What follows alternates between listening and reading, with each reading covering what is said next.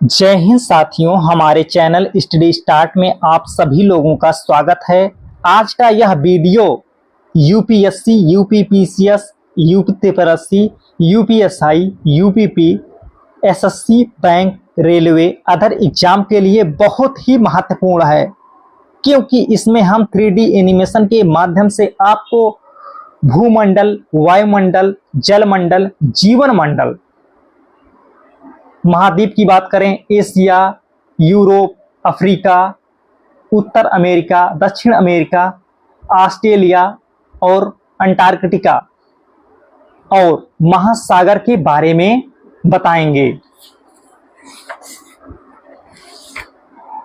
पृथ्वी एक ऐसा ग्रह है जहां जीवन है। मानव यहां जीवित रह सकता है क्योंकि जीवन के लिए आवश्यक तत्व भूमि, जल तथा हवा पृथ्वी पर मौजूद हैं। पृथ्वी की सतह ऐसी है जिसमें पर्यावरण के 3 महत्वपूर्ण घटक आपस में मिलते हैं तथा एक दूसरे को प्रभावित करते हैं। पृथ्वी का ठोस भाग जिस पर हम रहते हैं उसे भूमंडल कहा जाता है। गैस की परतें जो पृथ्वी को चारों ओर से घेरती हैं उसे वायुमंडल कहा जाता है, जहां ऑक्सीजन, नाइट्रोजन, कार्बन डाइऑक्साइड तथा दूसरी गैसें पाई जाती हैं। पृथ्वी के बहुत बड़े भाग पर जल पाया जाता है जिसे जलमंडल कहा जाता है। जलमंडल में जल की सभी अवस्थाएं जैसे ठोस, जल एवं जलवाष्प सम्मिलित हैं। जीवमंडल एक सीमित क्षेत्र है जहां स्थल, जल एवं हवा एक साथ मिलते हैं, जहां सभी प्रकार के जीवन पाए जाते हैं। भूमंडल, पृथ्वी के ठोस भाग को भूमंडल कहा जाता है। यह भूपट्टी की चट्टानों तथा मिट्टी की पतली परतों से बना होता है जिसमें जीवों के लिए पोषक तत्व पाए जाते हैं। पृथ्वी की सतह को 2 मुख्य भागों में बांटा जा सकता है। बड़े स्थलीय भूभाग को महाद्वीपों के नाम से जाना जाता है तथा बड़े जलाशयों को महासागरीय बेसिन के नाम से जाना जाता है। विश्व के सभी महासागर आपस में एक दूसरे के साथ जुड़े हुए हैं। समुद्री जल का तल सभी जगह समान है। स्थल की ऊंचाई को समुद्र तल से मापा जाता है जिसे शून्य माना जाता है। विश्व का सबसे ऊंचा शिखर माउंट एवरेस्ट समुद्र तल से 8,848 मीटर ऊंचा है। विश्व का सबसे गहरा भाग प्रशांत महासागर का मोरियाना गर्त है जिसकी गहराई 11,022 मीटर है। महाद्वीप की बात करें, पृथ्वी पर 7 प्रमुख महाद्वीप हैं। ये विस्तृत जलराशि के द्वारा एक दूसरे से अलग हैं। ये महाद्वीप हैं एशिया महाद्वीप, यूरोप महाद्वीप, अफ्रीका महाद्वीप, उत्तर अमेरिका महाद्वीप, दक्षिण अमेरिका महाद्वीप, ऑस्ट्रेलिया महाद्वीप तथा अंटार्कटिका महाद्वीप हैं। एशिया विश्व का सबसे बड़ा महाद्वीप है। यह पृथ्वी के कुल क्षेत्रफल के 1/3 भाग में फैला है। यह महाद्वीप पूर्वी गोलार्ध में स्थित है। कर्क रेखा इस महाद्वीप से होकर गुजरती है। एशिया के पश्चिम में यूराल पर्वत है जो इसे यूरोप से अलग करता है। यूरोप एशिया से बहुत छोटा है। यह महाद्वीप एशिया के पश्चिम में स्थित है। आर्कटिक वृत्त इससे होकर गुजरता है। यह 3 तरफ से जल से घिरा है। अफ्रीका एशिया के बाद विश्व का दूसरा सबसे बड़ा महाद्वीप है। विषुवत वृत्त या 0 अक्षांश इस महाद्वीप के लगभग मध्य भाग से होकर गुजरती है। अफ्रीका का बहुत बड़ा भाग उत्तरी गोलार्ध में स्थित है। उत्तर अमेरिका विश्व का तीसरा सबसे बड़ा महाद्वीप है। यह दक्षिण अमेरिका से एक संकरे स्थल से जुड़ा है जिसे पनामा जल संधि कहा जाता है।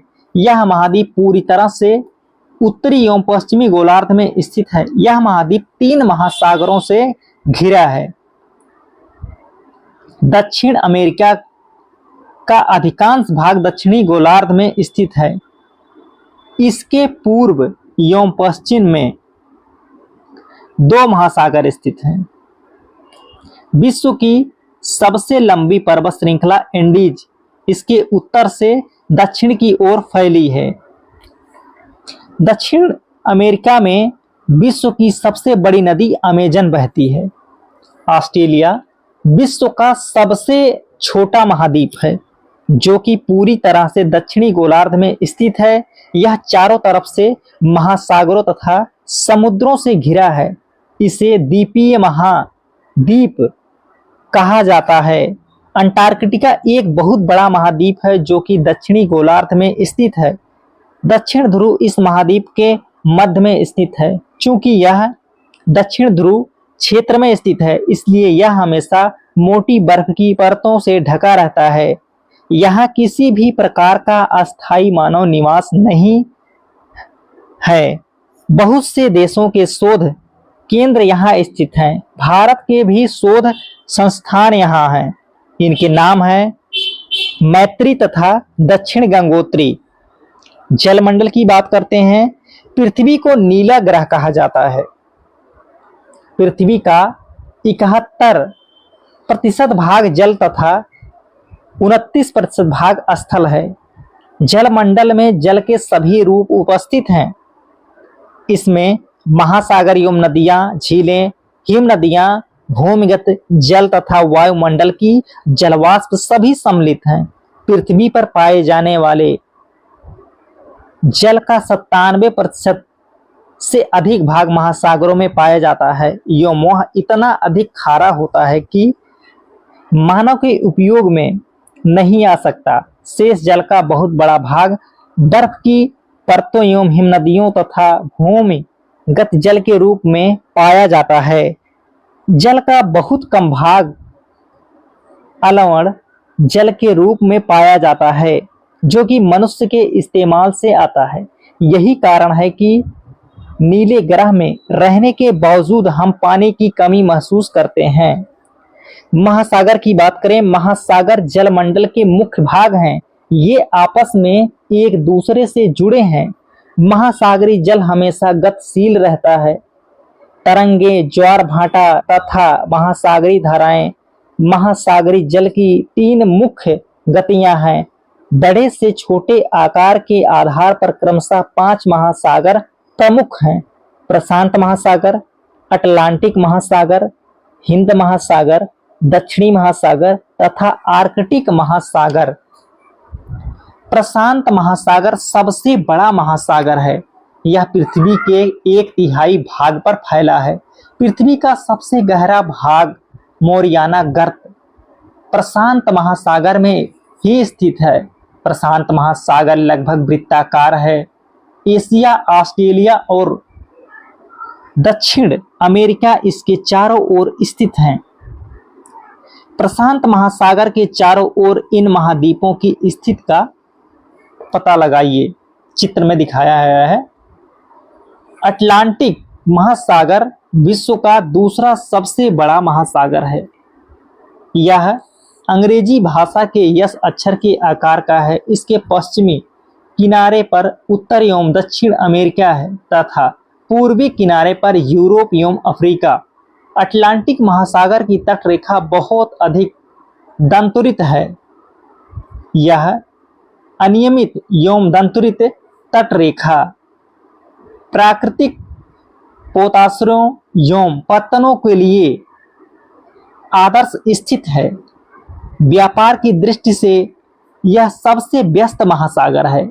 हिंद महासागर ही एक ऐसा महासागर है जिसका नाम किसी देश के नाम पर यानी भारत के नाम पर रखा गया है। यह महासागर लगभग त्रिभुजाकार है। इसके उत्तर में एशिया, पश्चिम में अफ्रीका तथा पूर्व में ऑस्ट्रेलिया स्थित है। दक्षिण महासागर अंटार्कटिका महाद्वीप के चारों ओर से घेरता है। यह अंटार्कटिका महाद्वीप से उत्तर की ओर 60 डिग्री दक्षिणी अक्षांश तक फैला हुआ है। अंटार्कटिक महासागर उत्तर ध्रुव वृत्त में स्थित है तथा यह उत्तर ध्रुव के चारों ओर फैला है। यह प्रशांत महासागर के छिछले जल वाले एक संकरे भाग से जुड़ा है जिसे बेरिंग जलसंधि के नाम से जाना जाता है। यह उत्तर अमेरिका के उत्तरी तटों तथा यूरेशिया से घिरा है। वायुमंडल की बात करें। हमारी पृथ्वी चारों ओर से गैस की एक परत से घिरी हुई है जिसे वायुमंडल कहा जाता है। वायु की यह पतली परत इस ग्रह का महत्वपूर्ण एवं अटूट भाग है। यह हमें ऐसी वायु प्रदान करती है जिससे हम लोग सांस लेते हैं। यह वायुमंडल हम लोगों को सूर्य की कुछ हानिकारक किरणों से बचाता है। वायुमंडल 1600 किलोमीटर की ऊंचाई तक फैला है। वायुमंडल को उसके घटकों तापमान तथा अन्य के आधार पर 5 परतों में बांटा जाता है। इन परतों को पृथ्वी की सतह से शुरू करते हुए क्षोभ मंडल, समतापमंडल, मध्यमंडल, आयन मंडल तथा बहिर्मंडल कहा जाता है। वायुमंडल मुख्यतः ऑक्सीजन एवं नाइट्रोजन का बना है, जो कि साफ तथा शुष्क हवा का 99% भाग है। आयतन के अनुसार नाइट्रोजन 78%, ऑक्सीजन 21% तथा दूसरी गैसें जैसे कार्बन डाइऑक्साइड, आर्गन इत्यादि की मात्रा 1% है। ऑक्सीजन सांस लेने के लिए आवश्यक है, जबकि नाइट्रोजन प्राणियों की वृद्धि के लिए आवश्यक है। कार्बन डाइऑक्साइड यद्यपि बहुत कम मात्रा में है, लेकिन यह पृथ्वी के द्वारा छोड़ी गई ऊष्मा को अवशोषित करती हैं, जिससे पृथ्वी गर्म रहती है। यह पौधों की वृद्धि के लिए आवश्यक है। ऊंचाई के साथ वायुमंडल के घनत्व में भिन्नता आती है। यह घनत्व समुद्री तल पर सबसे अधिक होता है तथा जैसे जैसे हम ऊपर की ओर जाते हैं यह तेजी के साथ घटता जाता है। आप जानते हैं कि पहाड़ों पर पर्वतारोहियों को हवा के घनत्व में कमी होने के कारण सांस लेने में कठिनाई होती है। ऊंचाई पर सांस लेने के लिए उन्हें अपने साथ ऑक्सीजन सिलेंडर लेकर जाना पड़ता है। जैसे जैसे हम ऊपर की ओर जाते हैं तापमान भी घटता जाता है। वायुमंडल पृथ्वी पर दबाव डालता है। यह एक स्थान से दूसरे स्थान पर अलग अलग होता है। कुछ क्षेत्रों में हमें अधिक दाब महसूस होता है, जबकि कुछ क्षेत्रों में कम। वायु उच्च दाब से निम्न दाब की ओर बहती है। गतिशील वायु को पवन कहा जाता है। जीवमंडल की बात करें, जीवमंडल स्थल, जल तथा हवा के बीच का एक सीमित भाग है। यह वह भाग है जहां जीवन मौजूद है, जहां जीवों की बहुत सी प्रजातियां हैं, जो कि सूक्ष्म जीवों तथा बैक्टीरियों से लेकर बड़े स्तनधारियों के आकार में पाई जाती हैं। मनुष्य सहित सभी प्राणी जीवित रहने के लिए एक दूसरे से तथा जीवमंडल से जुड़े हुए हैं। जीवमंडल के प्राणियों को मुख्यतः 2 भागों, जंतु जगत एवं पादप जगत में विभक्त किया जा सकता है। पृथ्वी के ये तीनों परिमंडल आपस में पारस्परिक क्रिया करते हैं तथा एक दूसरे को किसी न किसी रूप में प्रभावित करते हैं।